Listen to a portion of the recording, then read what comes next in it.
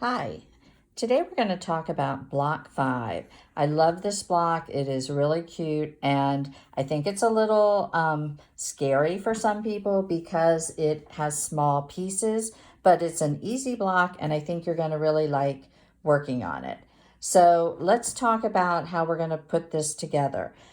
I think what's easiest on this is that you cut out your pieces and lay them out. I use these little design boards. I think that works well.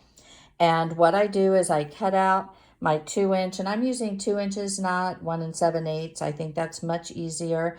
I cut the 2 inch background squares. I cut the 2 inch center square, and then the 1 1/4 inch little squares that are going to become the star points.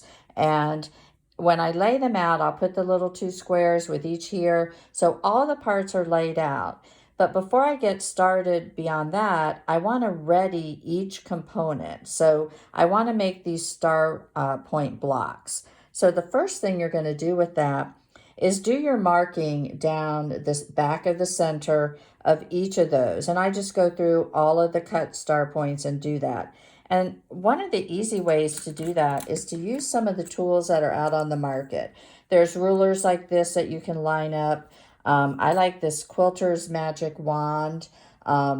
It has a center line and then 1/4 inch on either side. But the best part is this clipboard. A friend of mine gave this to me. It's just a plain old clipboard. And it has a piece of Silpat, which is used in cooking on cookie sheets so things don't slip.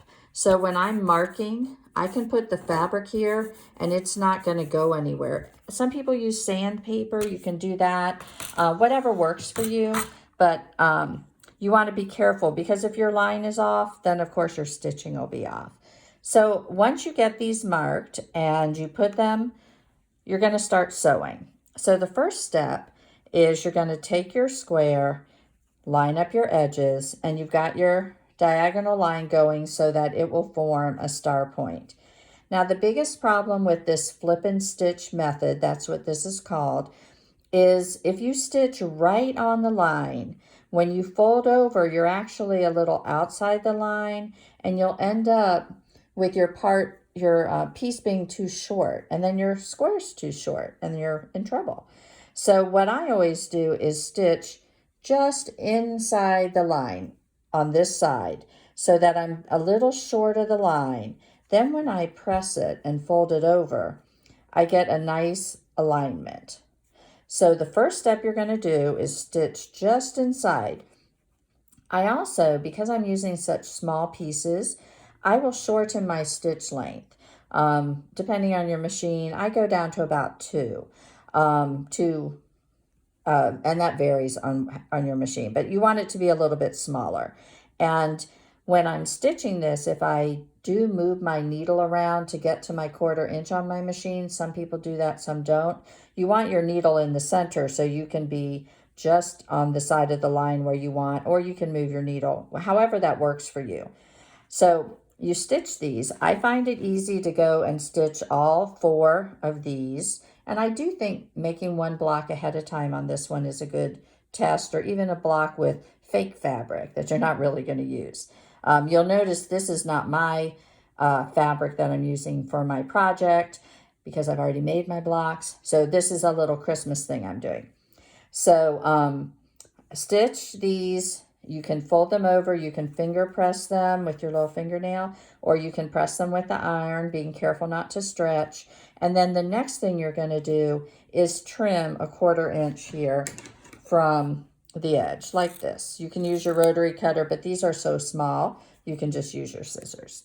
Okay, so you're going to go around and do that for all 4. Then the next step, I guess I didn't trim this one beforehand. You don't have to. You can do it later. You're going to do the same thing for this one. So I've trimmed that one. I would trim them before you sew them. And then you're going to line this up. You're going to sew just inside, and presto. Then you're going to have this, okay? And you can then cut that one off. Okay, now the next thing you're going to want to do is make sure this is 2 inches, okay? Because if your parts aren't the right size, then the final product isn't the right size. And so what you want to do is you want to, and I know I have a green mat, so hopefully you can see that all right. This part of the block at the bottom, you have not done anything to. So I take a ruler and I line up, so I want to have it 2 inches, and I'm going to line up on this bottom corner here and here, because I know that they are still 2 inches. You can see all here. Up here, you got a little stuff going on. So then I can cut, and cutting is getting in the way of the camera. There we go. I can cut those 2 sides. Now I know these 2 sides have been cut, so I can turn it, line this and this, and I can do a little trim here. So you can see, even though this side's pretty good, even though I was very accurate with my piecing, or so I thought, I still need to kind of straighten it up. So then when I straighten it up, as if by magic, they're all ready to sew. Now, what you see here, and I've already sewn this side, you have a 9 patch. You have a 9 patch of 2-inch squares. So once you do all this, now you just have a 9 patch. So sew them together how you would a 9 patch. What I tend to do is sew these 2 together, okay? And I'll string those along, one chain piece them. And then I press to the solid block, not the piece block. So, it's kind of where it wants to go. And then you're going to sew these together. And again, you're going to press to the outside. Presto. Okay. So this part, 9 patch part, very easy. So the last part here, so you've got, I press to the outside when sewing that way. When I sew these together, I tend to look for the path of least resistance. If I were to take this seam and press up, I've got two star points coming together. If I press down, I just have one separate, not together. So I think that's the path of least resistance. So I press those inside. You can press them open, you can press them the other way, whatever works for you on that. But you now need to trim this block. So that's probably the most challenging part for you in this block, okay? But so let's look at how that works. What Doreen has said is that this is a 4 3/4 inch block finished. So 2 3/8 is the middle. So on my ruler, I have marked 1, 2, 1, 2, 3. I put a little arrow. You can use, these are sticky arrows. You can buy, use Post-it stamps or Post-it strips, can't talk, or painter's tape, whatever works for you, or you can just know it, not mark it. I like to mark it just to remind me. So what I'm going to do is take that 2 3/8 mark, and I am going to line it up. So first, because if you just took this block and trimmed it to 4 3/4, the star would not be in the middle, and that would not be what you want. So the reason we're trimming it this way is to put that star in the middle.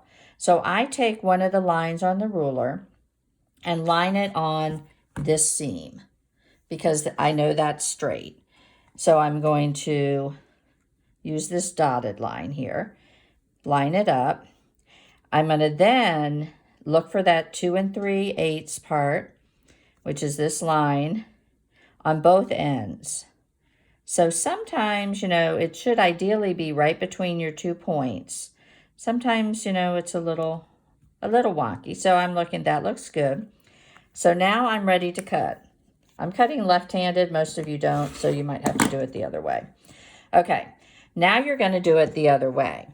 So when you do it the other way, if you go to 4 3/4, and again, I use a line across here to make sure I'm keeping my block straight. I use a line in the middle, not the edge, because the edge is what we're straightening out. The middle is straight. So now 1, 2, 3, 4 1/2 1/4, and I double check this. So here's my 2 3/8 mark in the middle, so that's looking good. I'm good here. I can cut this one. Okay, so now I've centered my square that way. I'm going to repeat the whole process here. So I'm going to start with lining up my line across there, putting that 2 3/8 in the middle. It's a little off on the bottom, so I'm going to ooch my 2 3/8. There we go. I think that looks good. I'm going to trim one side, and I'm going to flip it and go to my 4 3/4. I'm going to put my little, so I've got my seam 4 3/4, my 2 3/8 all set. Off we go, and you have a block that is centered. So now I have 2 blocks, and you can see what I'm doing here. I like these blocks so much. I'm making 2 little red ones. I'm going to make 2 little green ones, and I'm going to do a 4 patch with these 2 cute little Christmas blocks and make a little Christmas mug rug. So if you want to practice before you make yours, you can do something fun like that, or just make one and test it. So hopefully that helps you. The other thing, last tip, is, like I said, when I'm sewing these, I'll sew all my points on. I tend to maybe take 4 of the 16, get them all laid out, sew all the points, first 1 point, then the second point, trim them up, lay them out like 9 patches, then sew them as 9 patches, all 4 of them, so I can chain piece, and then I'm done with 4 blocks, as opposed to make every step for 1 block and make every step for another block. Now, some people like to do it that way, and then that's great. I like to kind of chain piece and do a number of blocks together at one time.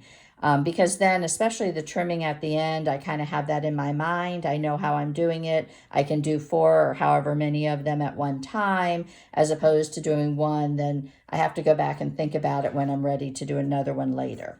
So just a couple tips. Hopefully that will help you with these blocks. I do think you'll like